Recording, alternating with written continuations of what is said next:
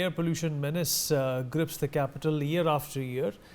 Now, Delhi has witnessed the cleanest Dussehra in 5 years. This year, the national capital breathed much cleaner and air post Dussehra, with the air quality remaining in the moderate category. Most of the city's 38 monitoring stations recorded a marginal rise in pollutants, with the major pollutants remaining well within permissible limits. The relentless burning of agricultural residue known as stubble has played a pivotal role in the alarming condition of the national capital. However, about 450 stubble burning cases have already been reported. Farmers in Punjab have started setting ablaze their residual crop much before the anticipated dates. NASA's sat map shows how stubble burning continues unabated in Punjab. Every year, Delhi faces a public health crisis in the run-up to and during most of the winter season. Meanwhile, Delhi government had unveiled a 21-point winter action plan to deal with pollution. The winter action plan will focus on 21 areas: monitoring of hotspots through drones, formation of a special task force to stop pollution, and more. The Winter Action Plan also aims to mobilize public participation through various campaigns, including an e-vehicle parade, an anti-pollution march, and the red light on Gadi off initiative at traffic signals. The government has proposed artificial rain and or even vehicle rationing scheme as emergency measures to tackle a sudden spike in pollution levels.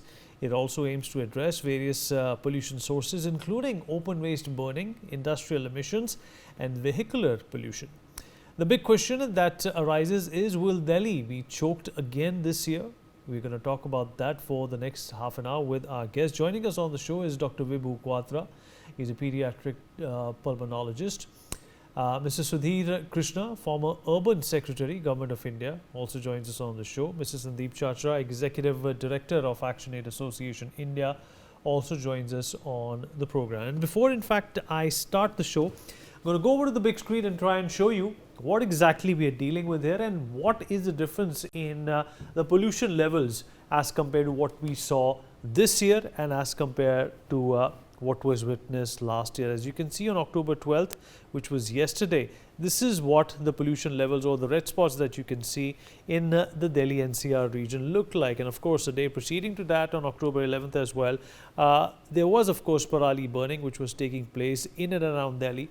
And these red spots, of course, emphasize on the spots where the Parali burning happened the most. And if you remember, during November, December last year, this was in fact, not a dotted map, but it was a map which was colored entirely with these red spots, indicating that the Parali that was burning was incessant. Its volume was quite high as compared to what we see in the last few days. On October 9th, of course, as we go back in this week, the level of, or rather the volume of the Parali has also been reduced. Of course, it is going to increase from now on, but the fact of the matter is that this has been one of the cleanest Dussehras we've ever seen. On the 7th of October, of course, there was much lesser evidence that Parali was being burned, and as we go towards the beginning of October, the Parali burning menace, which starts around this time of the month, dissipates, and that's exactly what we got to see as well. We'll talk about this with our guests. They'll try and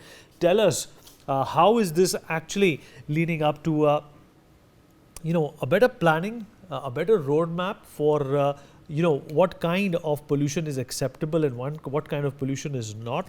But first of all, we also have to understand that we may have reduced the level of pollution, but the fact of the matter is, Dr. Vibhu Quatra, that even this moderate pollution that we see in the range of 140 to 180 is still bad for our health. Definitely, I would say that it's really bad for our health, and we need to understand that any kind of pollution is actually bad for our health.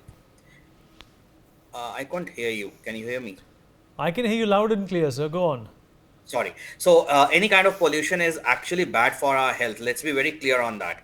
And we need to understand that this even the lesser pollution for a longer period of time affects the lungs in a very adverse way. Now, especially like I deal a lot with the children. So we need to understand that what I've seen over the period of time, over last about 10 to 12 years, that what we used to have initially was a pure asthma kind of cases, which are now turning out to be even overlap syndrome kind of cases. That is, they are having a smoker lungs kind of issues.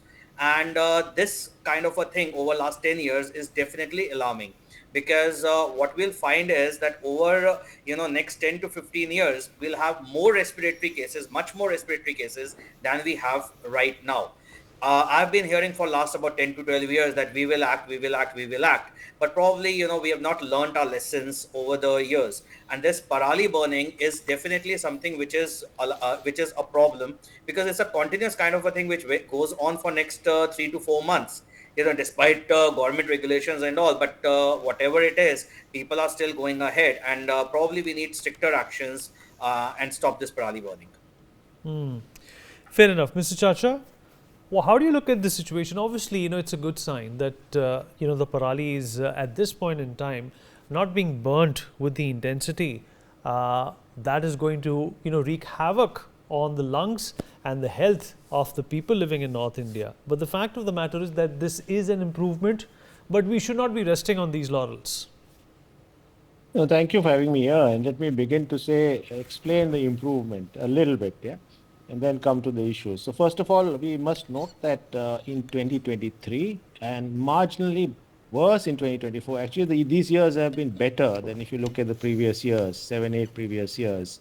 So some things, some God-sent things may be working, but some other actions have seemed to be working. Now let me explain 2024. 2024, you see, one of the things that we need to bring in this conversation is the fact it's been a very good rainfall year. In fact, if you look at the rainfall thus far, this is about 1000 mm, which is higher than the average ever, 775 or 774 mm for the year for Delhi. So higher rainfall has been a blessing. August was the highest rainfall over the last decade. If you compare it, September, 55% higher rainfall than the last year, the corresponding period. So obviously higher rainfall with higher wind speeds, 30 to 40 kilometers per hour over this time, have helped disperse or wash down the pollutants, PM articles, other pollutants. So I think 8 other pollutants. So this has been better. One of the factors which explains your somewhat clean Dussehra, as you were speaking, Viniji.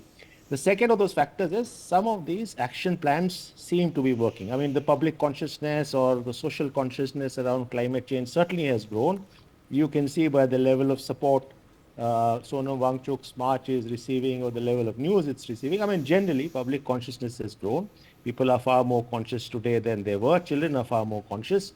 Firecracker ban seems to be better implemented. I think that's an improvement. But some of those things are working. This winter action plan that you talked about, the GRAP, the Graded Response Action Plan actions or revision that have recently happened, send a message to the society. On Parali burning as well, it seems to probably give early indications of a better implementation. 4 farmers just yesterday were fined in Bundelkhand in terms of Parali burning. And in fact, at a recent emergency meeting, both Punjab and Haryana have committed to do in situ management of Parali residues, I mean the rice crop residues, 11.5 million tons and 3.3 million tons. So let me not just churn out data, but there seems to be some kind of progress. Early, I would say, because this late monsoons, heavy monsoons have also meant that going into winters, particularly going into November and December, which is when the highest pollution happens in Delhi, there is a worry, because getting into winters with colder temperatures, with lesser air speeds, will mean that all of the pollution which comes from various sources, and I'll go to those, will have lesser chances for dispersal. So we might see, despite this better T period at this moment, we might see much worse period following up from now into December. And I think that we need to be alert with. And this whole question of vehicular sort of pollution, it needs to be looked at more carefully. 41% of the entire pollution, and these are various reports, and we know the data, is on account of vehicles. And as the other panelists were hinting in our preparation for the show and discussing, I think this needs to be controlled. more and more vehicles are on the roads. So there's a whole question of regulating private vehicle use through taxation, through parking fees, through other measures, or through enhancing public transport. We need to take it seriously this winter. I know Delhi has procured e-buses over the last couple of years, 2,000 or so electronic buses or e-buses, and I think that's much better. But I think that's the way to go is to enhance public transport. Industrial pollution needs to be checked. One of the big factors in Delhi, even before industrial pollution, is the dust pollution. So this whole question of construction or deconstruction and reconstruction of Delhi, which eats up green areas and farmlands, which converts them into buildings, and the dust which accrues, I think that needs to be sort of checked and regulated. And that goes to the model of grey infrastructure that we are creating and non-green infrastructure that we are creating in Delhi. So there are longer term measures, Viniji, which are in store. But the axe must not fall on workers, because oftentimes when you have pollution response, it is class neutral. And what you do in a knee-jerk manner is to sort of ban construction, is to ensure, and that therefore means that workers who are in construction, informal workers, lose wages which are not compensated. So I think we need to be careful on how we do it. Yes, those things need to be regulated, but certainly not at the cost of workers, and certainly not at the cost of informal workers. Greening of Delhi is long called for. Revival of water bodies, greening of the Aravali zone, investments into what is creating green public commons in Delhi. I think these are things which we need to go ahead. So I will not like to celebrate it, Viniji, at the moment. I'd say, yes, there have been factors which have become better, but we must note, as the Dr. Saab before me was noting, Dr. Quatra, that it is worrying. 2.5 million of the deaths that happen globally, out of the 8.1 million deaths that happen globally, 2.5 million or 25% are in India.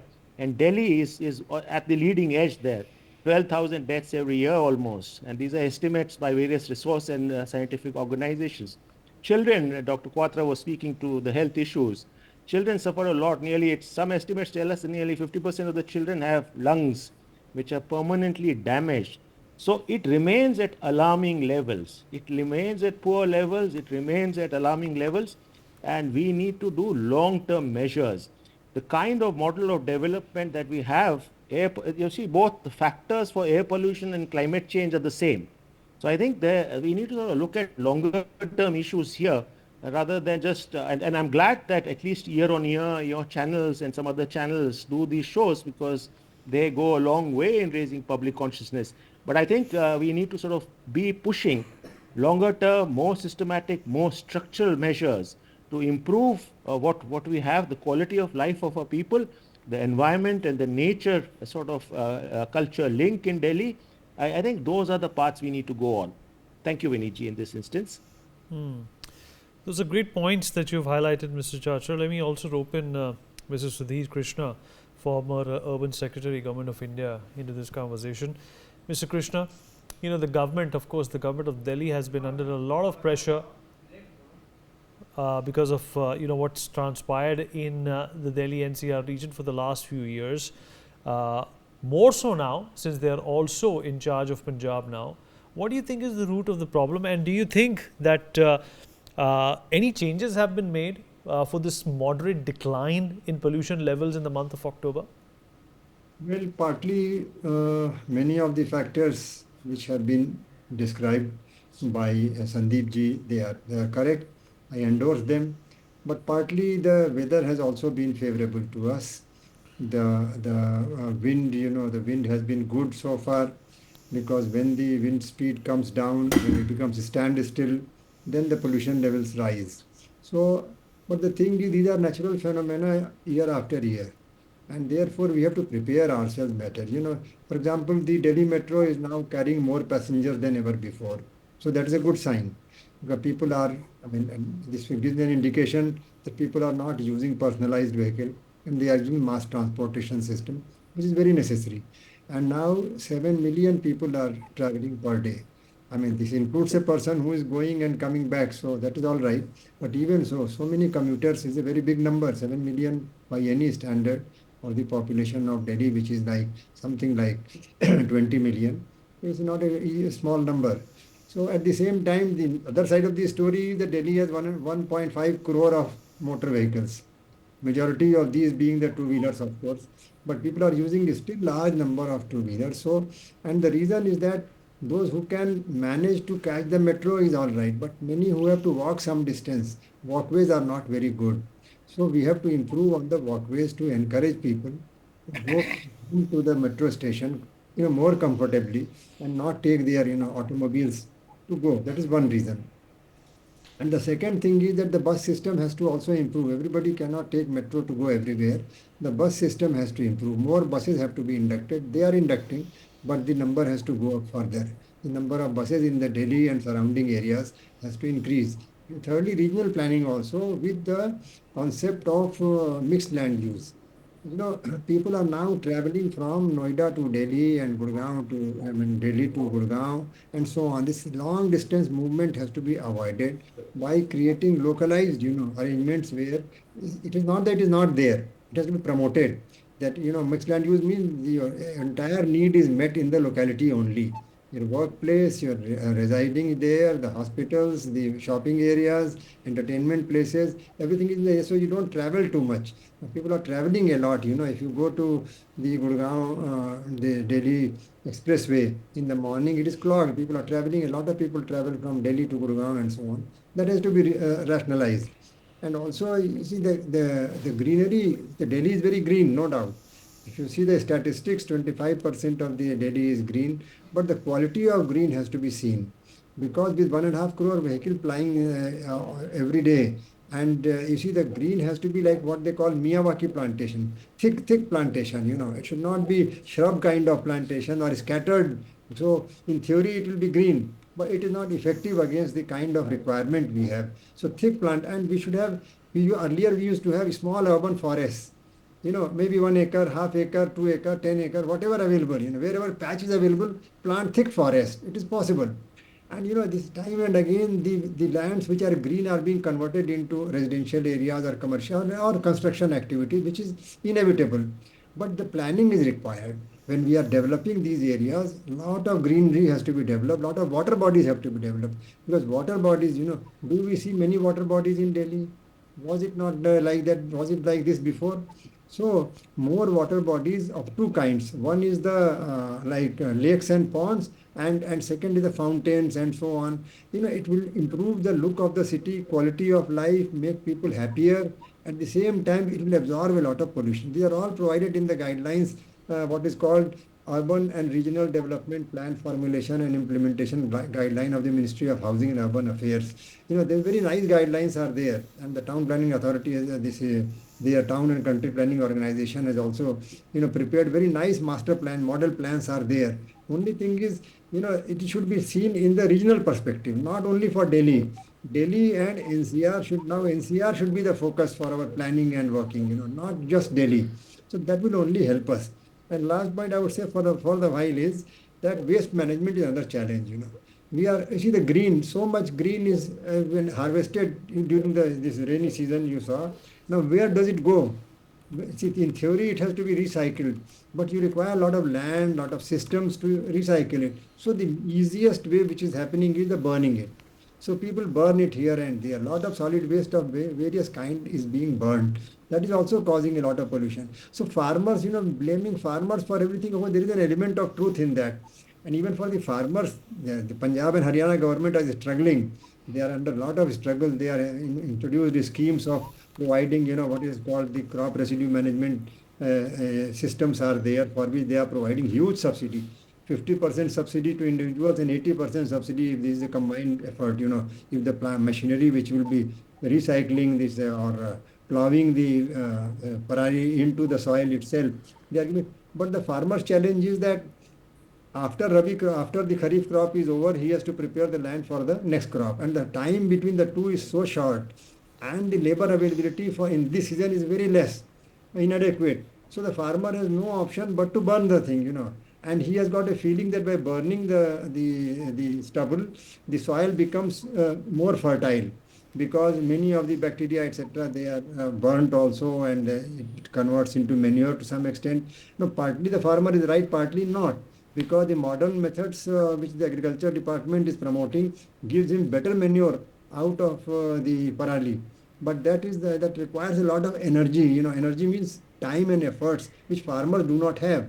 Now today, the olden time, lot of laborers were available for the farmers. Now it is not so easy because of variety of reasons. So therefore, the farmer's point has to be understood. Their anxieties, for example, early maturing crop for the kharif, which should mature early, and later sowing crop for the rabi. There are dynamics which we cannot help. For example, we have got the a lot of minimum support price and facilities for the main crops, paddy and rice, but for the horticultural crop, it is not available so much, and therefore the farmer insists on and lot of subsidy for urea, for example, and so on. So these are all used more in the paddy and wheat.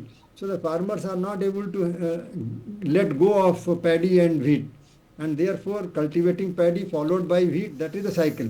Now it's a very tough thing, and we have to handle it at the village level. Village level crop Right, plan sir. has yeah, and not exactly state level and national level should be an outcome, and not the actual Right. Let me activity. also check with Dr. Quatra. Dr. Quatra, do you think that this favorable scenario that exists today is also likely to have an impact on the peak that we so very much detest every time Parali is burned heavily in Punjab and Haryana and affects the lungs of everyone here? So currently, we do have a less amount of pollution, and we anticipate and we keep our fingers crossed, assuming that the things will be fine. But I personally feel it won't happen as such, because what we have seen is there's a kind of a climatic shift which we have seen. So and it's still October. November and December, January. That's the time when the Prali burns the maximum. Now, as Mr. Sudhir sir had said, that the farmers are given incentives to convert that parali into manure.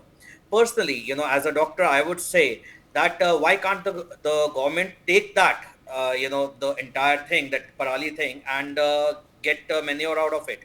So just remember one thing: the health expenditure would be much, much more. The government would actually land up spending much, much more, by not doing it right now, because all these pollutants are going to have adverse effects on the general population, which ultimately are going to fall onto the government's expenditure only, as the things will turn bad.